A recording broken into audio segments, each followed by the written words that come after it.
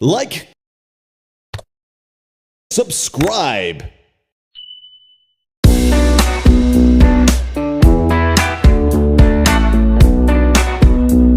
ಮರೆತು ಹೋದ ಕಣಿವೆಯ ಶಾಂತ ಹೃದಯದಲ್ಲಿ ಒಂದು ಸಣ್ಣ ಹಳ್ಳಿ ಇತ್ತು. ಅದರ ಮನೆಗಳು ಕಲ್ಲು ಮತ್ತು ಮರದಿಂದ ಮಾಡಲ್ಪಟ್ಟಿದ್ದವು. ಬೀದಿಗಳು ಕಿರಿದಾದವು ಮತ್ತು ಮೌನವಾಗಿದ್ದವು. ಬಹಳ ಹಿಂದೆಯೇ ಕಾಲ ನಿಂತು ಹೋಗಿದೆಯೋ ಎಂಬಂತೆ. ಆದರೆ ರಾತ್ರಿಯಾಗುತ್ತಿದ್ದಂತೆ ಮೌನವು ಹೆಚ್ಚು ಗಟ್ಟಿಯಾಯಿತು. ತುಂಬಾ ಭಾರವಾಯಿತು, ಕಾಣದ ಏನೋ ಕೇಳುತ್ತಿರುವಂತೆ.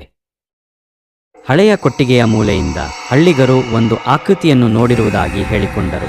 ಮಸುಕಾದ ಮತ್ತು ತೇಲುತ್ತಿರುವ ಈ ಲೋಕದವರಲ್ಲ.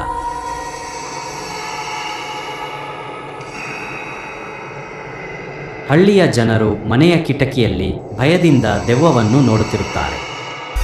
ಆದರೆ ಒಬ್ಬ ಧೈರ್ಯಶಾಲಿ ಪುಟ್ಟ ಹುಡುಗ ಬೀದಿಯಲ್ಲಿ ದೀಪ ಹಿಡಿದು ನಡೆಯುತ್ತಿದ್ದ. ಹಾಗೆ ನಡೆದುಕೊಂಡು ಮುಂದೆ ಕಾಡಿನ ಒಳಗೆ ಹೋದ. ಆಗ ಸಮಾಧಿಯಿಂದ ಆತ್ಮ ಹೊರಗೆ ಬಂದು ಜೋರಾಗಿ ನಗುತ್ತಿತ್ತು.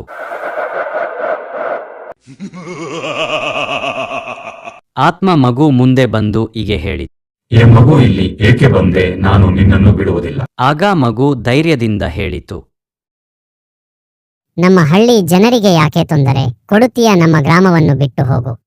ಆತ್ಮವು ಚಿಕ್ಕ ಮಗುವಿನ ಧೈರ್ಯವನ್ನು ಮೆಚ್ಚಿ ಆ ಗ್ರಾಮವನ್ನು ಬಿಟ್ಟು ಮಾಯವಾಯಿತು.